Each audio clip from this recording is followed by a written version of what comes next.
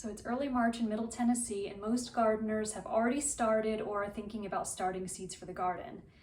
Now this video, I'll talk about a couple things that I've learned the hard way with starting seeds, but there's way better YouTubes and books and publications out there that talk about the technical aspect of how to correctly start seeds.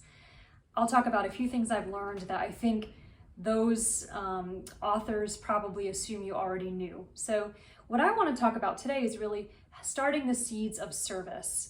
And I moved to Tennessee, it'll be 7 years ago this fall, and I was trying to figure out some kind of community service organization to be a part of. And it proved to be really difficult because my work schedule was not terribly accommodating. And I had a lot of skills from garden design and floral design. I had a little business in New York that helped pay for college and for most of law school. And I thought, well, how do I use my skills to better help the community?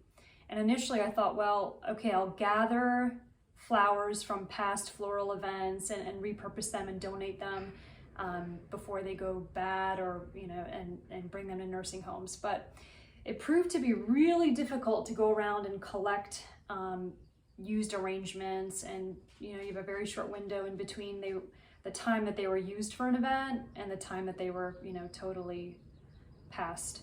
So I decided, well, heck with that, I'll just learn how to grow my own cut flowers. And so over the past 5 years now, I've grown cut flowers in my backyard in raised beds, and I've donated them to Meals on Wheels, Bridges in Franklin, which is a domestic violence center. I recently, last summer, started bringing them to Thistle Farms to decorate the cafe tables. And then last year, I also taught a class in the Tennessee Women's Prison about flower arranging. This year, I've had some people reach out to me wanting to learn how to start their own cutting garden in their backyard. There's going to be a lot of opportunity this year to get involved between helping me in the garden, helping deliver flowers. So where I live right now is in College Grove, Tennessee, and the farm that I bought, where I'm going to be doing a lot of growing, is in Spring Hill, Tennessee.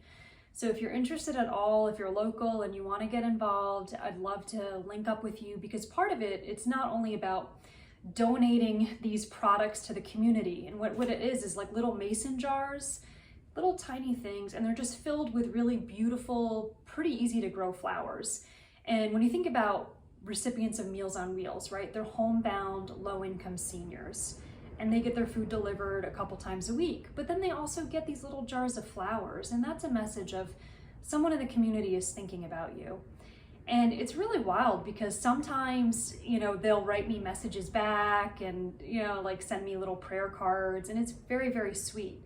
But as I was saying, the point is to kind of better community through giving flowers, but also build community in the sense of growing together, harvesting together, delivering together. And last summer was really profound because that was the first time I really got a sense of community. So every Wednesday morning up at Thistle Farms in West Nashville, there's an event called Circle, and at 9 a.m. anybody is welcome. You go into the back room at Thistle Farms Cafe, you do a reading, we do a prayer, and you just meet incredible people. And then after Circle, me and a couple other volunteers that became very regular would cut the flowers that I brought. I'd bring buckets, and then we would decorate the cafe tables. And it just, as you start to see the familiar faces, you develop the community that I was hoping to do. And so this year, especially with the new farm and having more room to grow, and now having like more well-greased channels for delivery like Thistle Farms and the Tennessee Women's Prison and domestic violence centers and whatever else, if there's an organization that you feel very partial to, that you want flowers for, also reach out to me.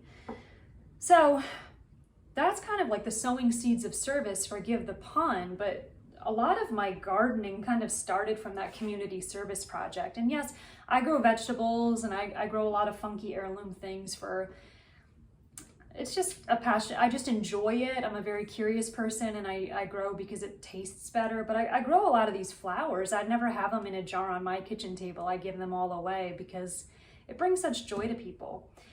All that to say, if you want to get involved in any of that, please send me a message. I also actually last year, I had these cups made. So Roots and Boots is, the organization that I've kind of tried to start.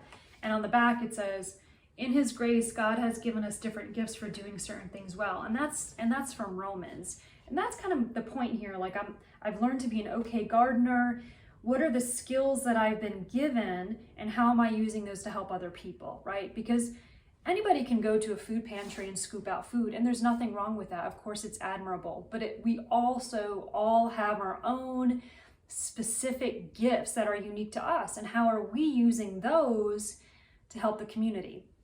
I had these cups made because obviously when you go to prison, you can't bring glass, you can't bring scissors to cut, all of that stuff. So I had these specifically made to bring into prison, and I had some really generous friends who sent me Venmos to help pay for the cups. So I'm going to be doing that several more times this coming summer. Okay, all that to say, if you are interested in starting a cut flower garden, and in a couple weeks, I'm going to these local ladies' homes to show them how to do a very basic cut flower garden for beginners, because they want to get involved in doing this too. There are a few varieties I would suggest. Zinnias are just the easiest. Like if you've never grown anything before, even if you have, they're so beautiful, they're so easy. The only issue with them is when it gets really, really hot here in Middle Tennessee, you get a lot of powdery mildew. But other than that, I mean, look how cool that is. These colors are just so beautiful. And I like Baker Creek. I order a lot from Baker Creek because they do free shipping and they have a lot of heirloom varieties. Cosmos are really good for a beginner. They're beautiful cut flowers. Renee's Garden, they're also really good. I got some sunflowers. And then finally, you got marigolds. And celosia is a pretty good one for a beginner too. Here's celosia. So if you're just starting out, you go with zinnia, you go with Cosmo, you go with marigolds, sunflower, and celosia. Those you want to start maybe 4 to 5 weeks before the last frost date. And the 2 points I want to share that I learned the hard way that a lot of other YouTubes and books and everything overlook is, one, don't be cheap. You know, I would always try to recycle soil, recycle everything. If you're going to do that, bleach is your friend, right? Because when these seeds are starting out, they're extremely vulnerable to any kind of pathogen. So I would try to reuse trays, reuse soil, and then you get this disease called damping off. If you're going to be reusing stuff, instead of buying new, bleach it all. Just bleach it, clean it, clean it, clean it, because you're going to end up shooting yourself in the foot, right? Penny wise, pound foolish, however that goes. So that's number one. If you're not going to buy new stuff, make sure everything you're using is really clean. Number two, you need to pay attention to the type of soil you're using. I thought, potting soil, seed starting soil, garden soil, all the same. That's not true. Starting seeds is not the same thing as growing plants, and that's also not the same thing as propagating. Each of those steps, each plants in each of those 3 different categories have different needs. And seed starting mix is lighter, fluffier. It allows for better water retention in certain regards, but it's also fluffier to allow for root development. That's different than a growing plants, which, you know, once the true leaves start, they need nutrition, there's other needs. And then propagating is a whole other thing too.